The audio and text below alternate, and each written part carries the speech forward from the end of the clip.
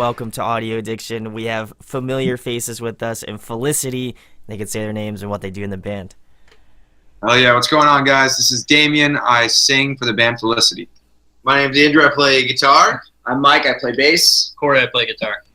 Awesome. So my first question, guys, it's been a while. You have a new record coming out. How's the things been with, the band? Like, I feel like it's been like over a year now at this point. So how have things been? How's the band going? And obviously you have a new record, so you could talk about that if you so choose. Absolutely, man. We're stoked on the new record that we're putting out, Old Habits. Like we were talking about, we got all the pre-orders ready and we're getting ready to get shipped out yesterday. So everyone should be getting them before the 15th, hopefully. So like we're really excited about that. We've released a few of those singles and music videos in that time. City Beautiful, I'm not sure if you've seen, but Weekend Warrior and Circles. So, and we just put Tough Luck. I don't know if you were able to check that music video.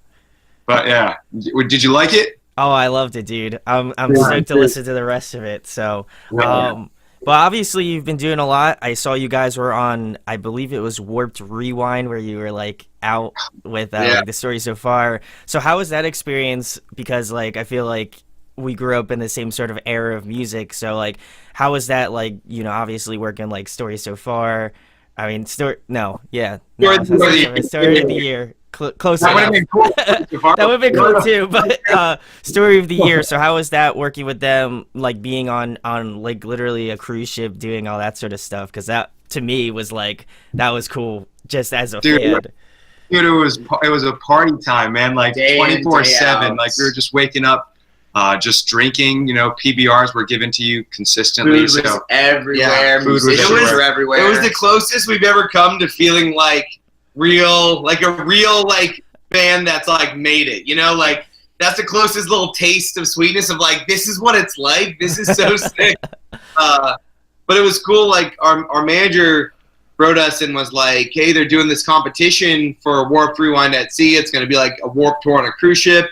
You guys should enter. So, I mean, all we had to do was like submit our name, our YouTube link, and like one video of us playing. One song. And we got an email a couple months later saying we were in like the top 25, I think. And we were like, holy cow, that's insane. And like the whole U.S. So we're like, oh shit.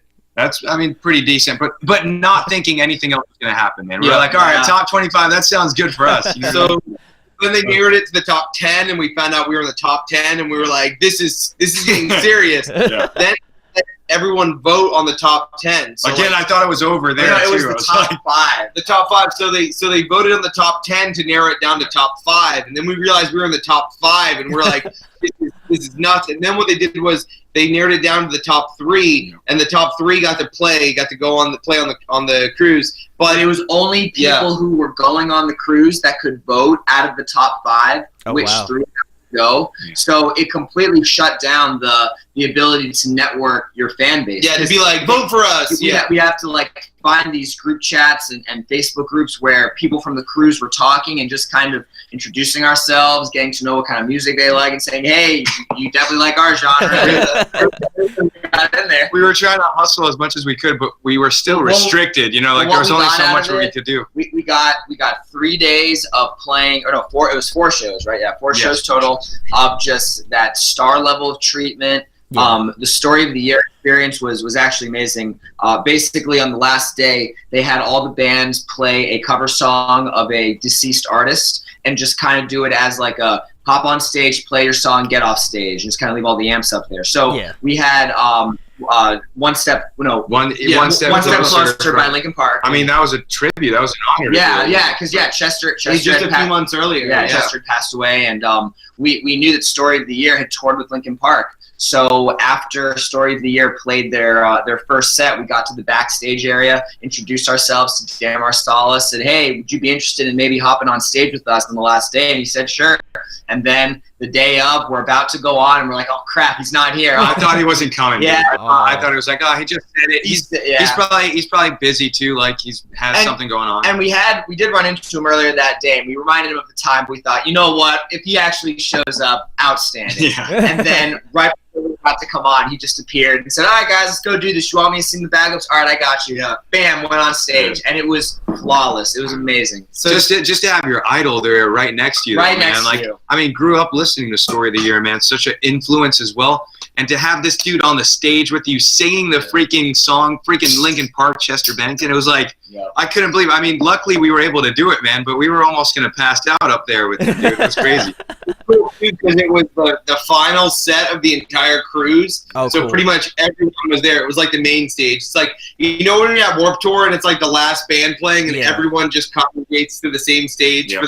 for the one time of the day. It was kind of like that vibe. And to just be playing on the main stage on a cruise ship with all these people who are like Warped Tour diehards. Like if you're spending $1,000 to a couple grand to go on Yeah. Warped Tour cruise, like and to be playing a tribute to a song that we grew up listening to, a band that we grew up listening to pay a tribute to Chester and Linkin Park, and have one of our musical idols on stage with us, and like he was doing all of Chester Bennington's parts, and Damien was doing all of Mike Chioda's parts. Like it was nuts. It was nuts, dude. Like I was doing my best to it doesn't freaking get remember. better.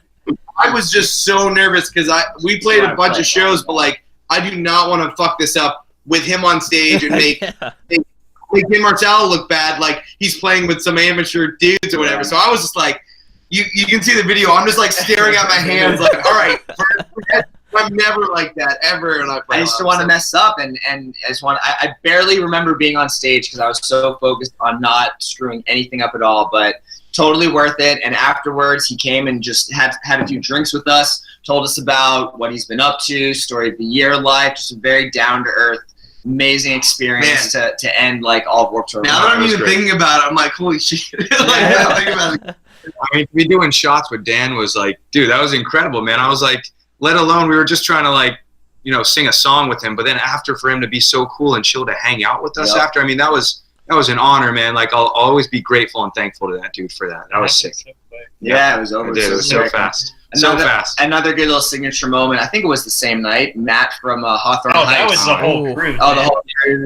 No, he was. Yeah, he was. Matt from Hawthorne Heights was very. He was in the public zones very often. So very approachable guy. Told us a lot about the industry and just really shed a lot of light on questions that we had that had never been answered before. And somebody who has been in Hawthorne Heights, I mean, gosh, it's like he's done everything. He's been there for so long. Just the knowledge that we were able to gain from this cruise and the experiences and just the things you can't. Yeah, and you just can't put a price tag on that and how it can help you really build your career for the near future. Yeah, absolutely, man. And also, I think it's really good too, like just to show like how much your fans like care about your music, and enabled you to get to that point. Like I think that's really cool. I know I did my part in trying to vote for you guys to get into it too. It's cool to see not only like myself doing stuff, but also like other people just really out there doing their thing. So I gotta respect the game a little bit. But that's super cool. What is your thoughts on like Warped Tour ending? Because I know they're doing like a 25-year anniversary, like a couple shows. So like, what was your thoughts on that? And like, I mean, obviously, I assume all of you have gone to like Warped Tour many times, but like, what was your thoughts on that? It was like the saddest day. I mean, like we understand because he's been doing it for like 25 years, like it's forever, but. I mean, every summer that was one thing we could count on. Like, all right, Warped Tour, here we go, and you could see all the new bands you wanted to hear, all the bands that had been killing it. There was always like return bands from like prior years, and a chance that you could even play it. So it's kind of like it's like a because we played the 14-16 Orlando date. So it's like bittersweet because it's like we get it, but at the same time, it's like. We don't know what's going to fill that void now. And it was always just a staple too for younger bands like pushing themselves, and they're like, oh man, one day I hope to be playing all of Warped Tour, you know what I mean? And like it's a little bit sad because a lot of those bands are saying, man, my goal was to do this, you know what I mean, to eventually play the whole thing one year, and it kind of put a damper on some people's spirits. But I think people are realizing now that there's going to be so many more tours that are out there now with all these bands because they don't have that avenue for Warped Tour. So they're like, we're going to be bringing these smaller acts on and playing with these bigger bands. So there might be more tours out there, more shows, which is also dope. But don't get me wrong, man. I love the environment of Warped. Sweating in there, it's discovering new bands, man. It's going to be missed for sure. It was so cool how it was more than just like a music festival, and if you had never been to it or never gone to multiple years, like you don't get it. Like, oh, it's just a concert, but it wasn't. It was like a congregation of like-minded people and a safe place for people of all ages. Like you have, guys, people in their 50s, people who had been going to Warped Tour the first one, and then you have kids it was their very first concert. And I can remember like 20 different Warped Tour moments that shaped me into who I am today, and bands that I have been influenced by, and I discovered them at Warped Tour. Like I discovered, Chiodos at Warped Tour just by walking by and seeing them, and they become a band that I've taken with me for 10 years now. And like seeing Bayside for the first time at Warped Tour, and discovering bands you've never heard of that go on to do great things. And then like my first time ever seeing bands like The Used, like I'll never forget my first time seeing The Used was at Warped Tour in like 2005, and Bert climbed the whole thing. Like these memories that are ingrained in your memory forever.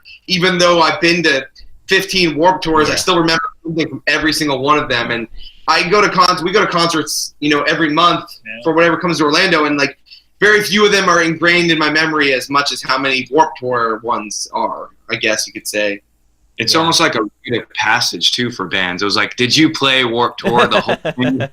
It's like, it was crazy. I remember Drew was always talking about Bert from The Used, like he wouldn't shower the whole tour. And it's just like little memories like that, dude. It's like, man, that would have been sweet to do also. I mean, I might have showered a few times. I would have definitely showered. It's just like, it's like that type of feeling. You know what I mean? You're just like rite of passage and people doing crazy things and just saying, I played the whole Warped Tour. So that will be missed for sure, I think. Are you guys gonna try to take a trek to like one of the major ones? You're always welcome in Jersey, dude. I'm telling you. Yeah, I know. We got to get up there. So I would love to. I mean, I guess I'm gonna see when the lineup comes out. We'll definitely feel like, okay, let me see what the financial situation is like. Because we'd all love to. We were really hoping it would be a little bit closer to the Southeast, one of them.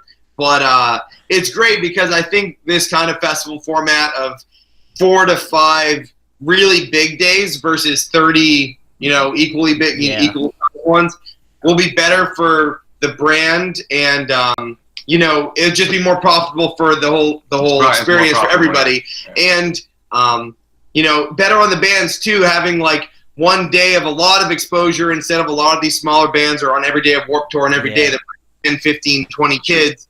Now it's just going to be bigger, and things like Self-Help Fest have taken that kind of style where there's like 6 days of it, and they're all huge and amazing, but they're also not killing the bands, and everyone makes more money. I think it works out. So as much of it is a bummer to see the old format go away, it makes sense why they're going to do it this way now. Yeah, I was going to mention that like Self-Help, I feel like did it well, and so I feel like they're kind of trying to continue on in that sort of that vein. So I'm curious if they'll actually continue on after the 25 year, if that will just kind of like put the nail in the coffin. Hopefully not, but I mean, hey, it it's a possibility. But getting back to your music, guys, Old Habits is coming out. I gotta ask, which one is your favorite track off the record? Which one obviously like speaks to you guys the most? It's maybe from a personal standpoint, because I think we're maybe a little divided on this one. I think for myself, it would have to be the song that starts the album off, Trigger Happy, which we haven't really, really put out at all. So no one knows anything about it. We've been saving that one. So I think it just like has a great feeling, and it's got so many different elements, which I think define us, because we've got that pop punk, we've got that harder style. You know what I mean? So I think that song really encompasses us, and the message that it gives. There's a lyric in the song, that says "Bury the old me." It's on one of our shirts too, and we just love that lyric. And I think it's kind of saying fresh starts, and shit like that, But ironically, the album's called Old Habits, so like, fresh starts. We still got those habits still that linger. And it was the first song we wrote, was the first song we recorded, like the first idea. True. Like we opened up and we're like, when we recorded with Andrew Wade, we're like, here's our songs. That was the first one we started working on, and it was kind of like the jump off for the entire album. So I think it kind of stuck with us for that. And I agree, it definitely has all the elements of like our music, where heavier parts, really pop punky parts. Like there's parts where I'm listening, I'm like, this almost sounds like it could be on a Blink-182 album. And there's some like, this sounds like it could be on, I don't know, a For Your Strong album, like a more heavy, maybe more heavier sound. Yeah. So that's really cool about it. my favorite's probably Tough Luck, the one we just put out. It stuck with me. I've almost like to this day, there's like one part in the bridge where Andrew Wade layered the vocals and the backing vocals where it just almost gives me chills every time. Yeah. And then on top of that, the kind of story behind Tough Luck was we had brought a completely different song we were working on that day, and we worked on it till maybe like, I don't know, halfway through the day, and we were just like hitting a brick wall where none of us could come up with a way to make it better or figure out the next part. So we just were like, let's just scrap it and start from scratch and see what happens. And we actually wrote that song and recorded it in the studio, and we we kind of like co-wrote it with Andrew, like from scratch, and came up with ideas, and it ended up being like my favorite song, and I think it just came out so good, and it's really stuck with me. It's got a good reaction from a lot of people, so I think we made a good call. So taking the rhythm route, I will find that another one that we haven't released yet is called Call Sign. Okay. And when it kind of hits, and I notice this when we play it more and more, I just feel that that like internal desire to like headbang a little bit more. Not to discredit that from all the other songs. It's just personally that groove, that drive, that party aspect, but at the same time, it's not too poppy. It just has that momentum and that flow, and I'm really looking forward to seeing that kind of translate to the audience. And also, the music video for it is outstanding. And when it's gonna make everyone go, "Oh boy, yeah, we thought all these other videos were good." Yeah, this one might take the cake. So, Call Sign, be on the lookout for that one. Corey? Probably Weekend Warrior. Weekend Warrior? Yeah. That one, because that was like the last song we wrote, and it was like probably 2 days before we were in the studio, and we're like, we need another song. It was like the night before we wrote it, and surprisingly, it was the only one that actually stayed the closest to the demo. That's true. Than out of all of them. So it was like, I don't know, it's pretty cool that, wow, something we rushed and didn't really put too much into ended up sticking pretty solid, and still is a banger. And the crowd fucking loves it. Like, it's probably the best crowd reaction we get because it's an extremely relatable song. It's super simple. It's probably the most pop punk song we've ever written, where it's just like hating your job, you know, hating your job and hating at 9 to 5 and no one wants to go back to work. I think everyone, to some extent, everyone except the 1% of the population can relate on some level. So I think the fact that it's so relatable and so energetic and fun, it takes like from a very fun standpoint that like everyone can relate to it, so the crowd really gets into it. And it's really easy to sing along. It's simple. Like, I don't know. It was everything we wanted it to be, came together really good on that one. The bridge is probably my favorite part of it. Yeah. Just build up and release. It's a cool song. Yeah, that's an interesting message for that song. It's, not losing sight of your passions. It's not just about, not wanting to go back to work. So that's the basic layer. But like if you, dig deeper, you can see, what I mean? It's just like, don't lose sight of your passions. And I think that's, as a band, that's how we are. We never want to lose sight of that. Well, I mean, you guys are clearly killing it. So, I mean, I feel like that is warranted. You're killing it too, man. We're happy to be on the show as well, man. Awesome. My next question, guys, I've already asked you this one, but I always love to kind of give an update. Who have you guys been jamming? Who's on your Spotify? Who have you been listening to lately? I'll go first. I've been listening to a couple of different interests. Moose Blood, one of them. Ooh, good one. Before we started, he was like, you need to listen to all of this, and I just started listening, and I've been in love with them. And then also, of course, Beartooth, man. Like, I've been jamming the new album nonstop, man. It's just, and seeing them live when they came to Orlando, just like, it was the icing on the cake, man. It was just, it got me more into them and listening to them more, and I'm just like, I'm in love. I've been listening to them constantly. The two newest discoveries I've made on Spotify, I really like the new Hands Like Houses album. I feel like it's way poppier than anything they've done, and I dig it a lot. And then the new Trophy Eyes album is really cool. It almost has like this kind of like Killers vibe to me, kind of like Sam's Town kind of vibe, which I like. And so those two are like completely different than what we play, but really have been sticking with me. I've listened to a bunch. So I will also have to piggyback off of Damien and say Beartooth. because at first I wasn't really listening to them at all, and Damien kind of kept talking about them. I'm like, whatever. And I said, okay, this new album came out. I'll at least give that a listen. And I still remember we were playing a Hanao show, and we listened to the new album on the way there, Damien and I, and I'm like, all right, this is pretty good. And he goes, yeah, the other ones are better too. Go back and listen. And then I did. And then they've been on my rotation on a pretty regular basis. I'm back on the Trash Boat. Oh, yeah. Fair enough. I just it came up on shuffle, and I was like, damn, this is good. I kind of put it off. And the Wonder Years Sister Cities again. Both great records. Yeah. See, dude, that defines us, man. It's like from harder stuff to just like pop punk again. Like that, it's the truth. That's what we listen to. It's like, what about you, dude? What have you been listening to? Oh man, my good friends in Sentinels just put out I don't know if you're into tech, super heavy, almost it's kind of like technical metalcore, almost deathcore-y sort of stuff.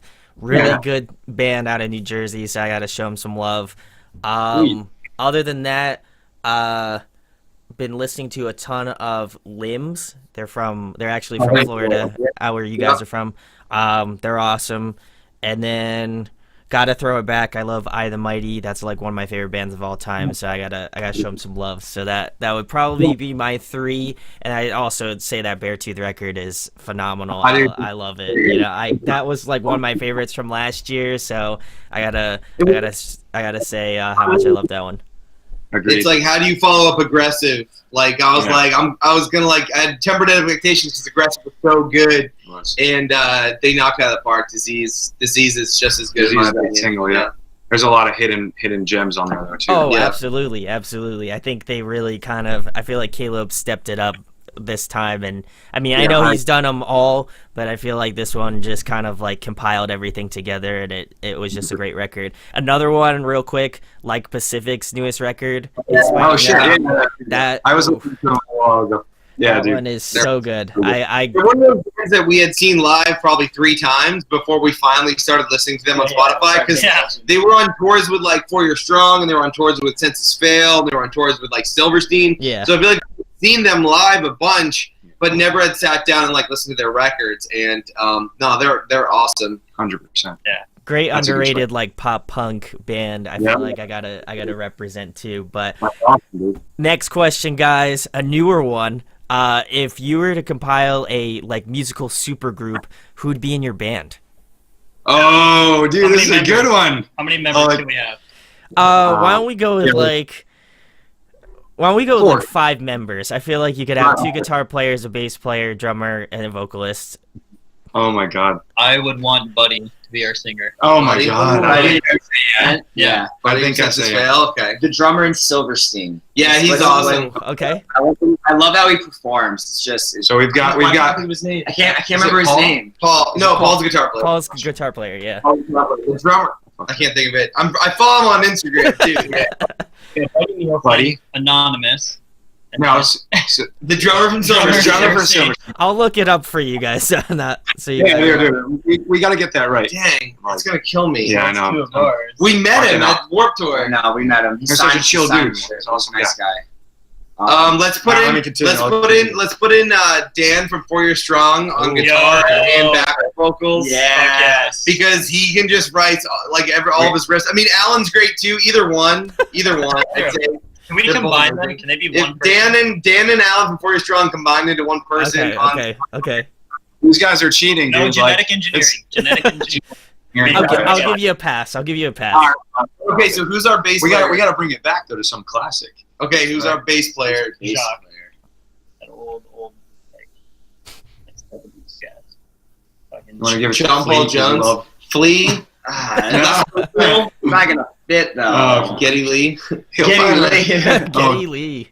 How about the bass player from Taking Back Sunday? It needs to be It needs to be a bass player who can also so there's a lot of amazing bass players. It's hard to separate who's way better at bass or way worse bass or a better songwriter, but really good at backing vocals too. Oh, Paul McCartney. Guns N' Roses. Paul McCartney. Yeah. What's his name from A Mice and Men? Jesse. Oh yeah. From A Mice and Men, because he sings lead vocals now too.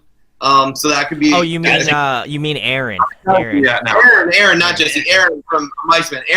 Aaron would be great for the bass player, because then we're at 5. No, we're at 4. Oh, we're at 4. Oh, so you have another guitar player, I think.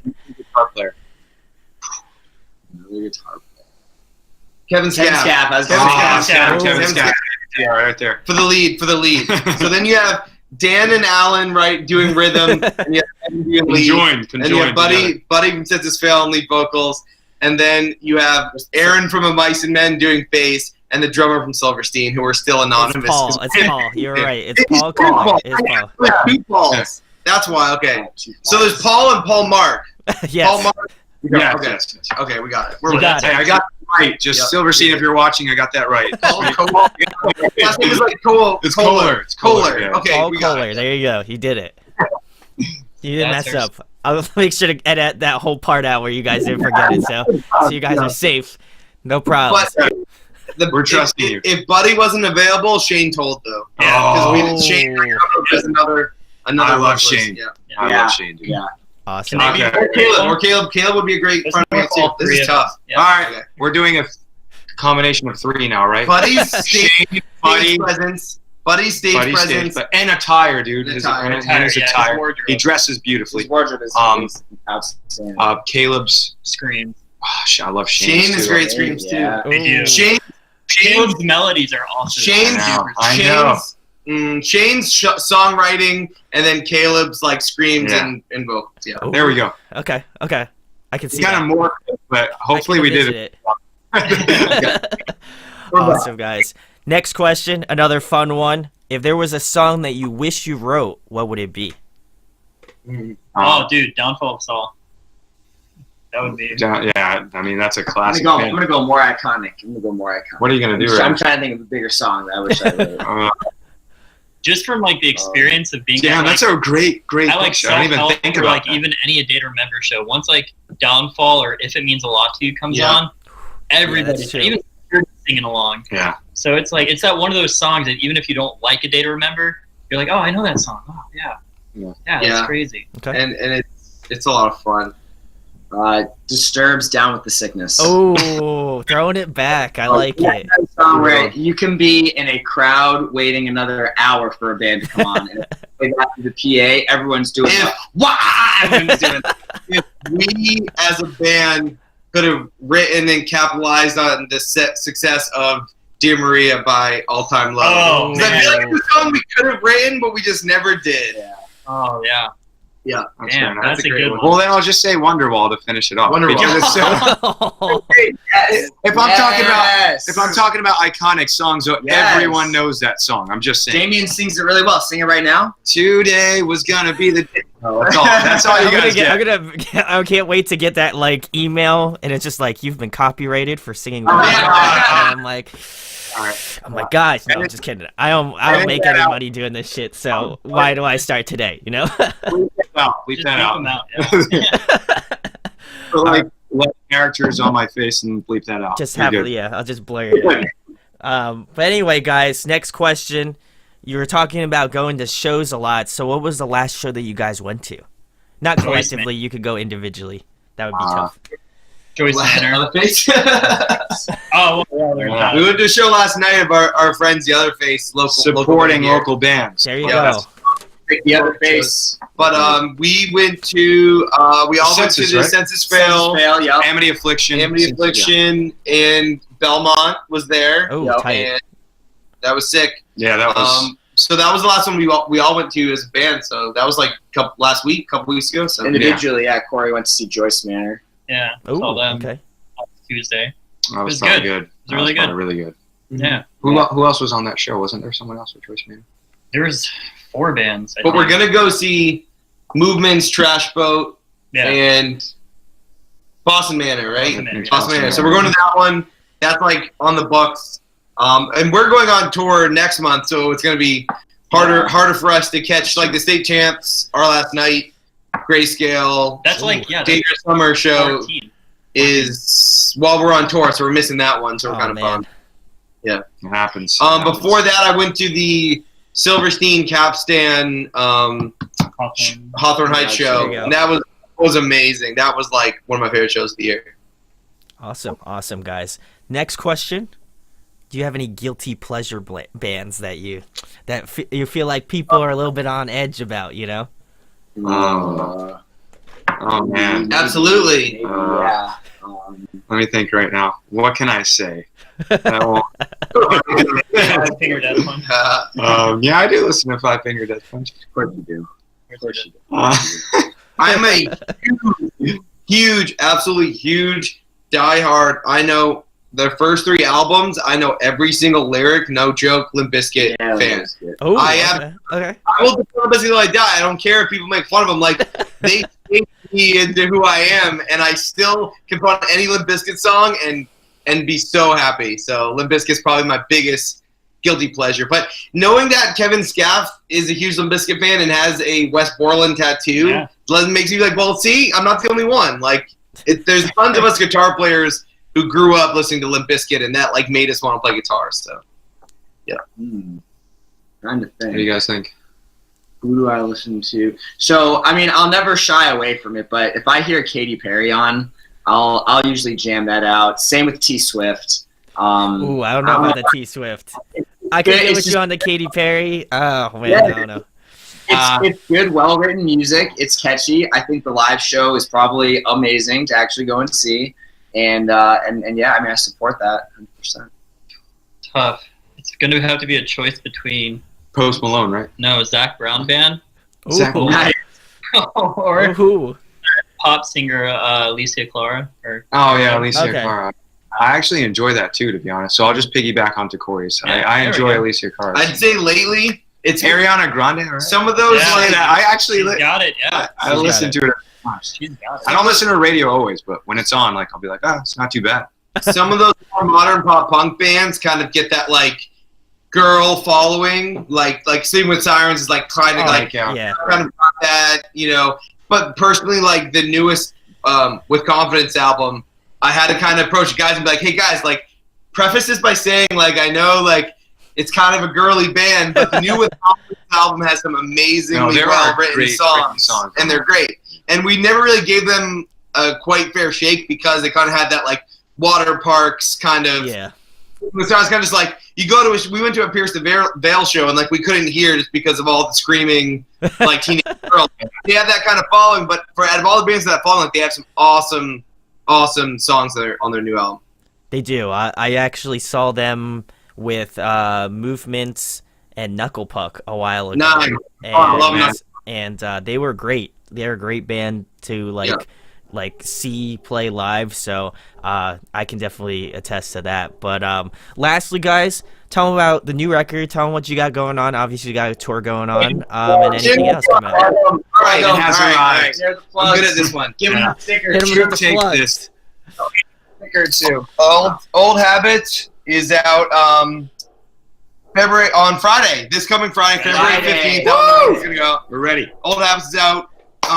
Right after that, we're doing the album release show for Old Habits next weekend. It's next Sunday here in Orlando. So if anyone listening is in Orlando, you can come hear all the songs live first. We're gonna play the album front to back. All of them, front to back. And then we start pushing, and we're going on tour in March. So if we will come to a city near you guys, you can check on all of our socials for the tour flyer. We're touring with Calling All Captains, who just signed to Equal Vision Records, which is awesome. Their new album came out on Friday. It's amazing. So if you want to come see us now, Calling All Captains, we'll be on tour with them in March. And then we are currently booking out the rest of our schedule, so keep tuned. So hopefully we'll be on tour in this summer. And on top of that, we're releasing Old Habits on Friday, and we're going into the studio to record a full-length record this summer. So, you know, Busy. we're busy. Yep. Awesome. Well, go check out Felicity. I've had them on a channel before, so I feel like you gotta. If you haven't done it the first time, you gotta do it now. Because now I'm a little bit bigger now. But go check out their music. Links are in the description. Old Habits is coming out this Friday, so definitely go give it a listen. I'll be doing a review of it really soon, so hopefully you guys will like that and go check it out. And if you enjoyed this interview, like, share, subscribe. It goes a long way. And thanks, of course, to Felicity for coming on. Thank you. Cheers, Thanks so man. much, man. It was a pleasure being back. Hey guys, hope you enjoyed the video. Thanks for watching. Of course, if you enjoy what we do, make sure to go check out the other series we do. We do album reviews, we do band interviews, and we do live videos, so definitely go check that out. Hit that subscribe button. It really helps our channel, helps us grow. Make sure to hit that like button as well. Go follow us on social media. That's all down below. We try to keep that as updated as possible. We also made a new website where we'll be posting photos of upcoming concerts and stuff like that, which you can go check out at audioaddictionmedia.com and come get your fix with us, guys. Talk to you later. Deuces.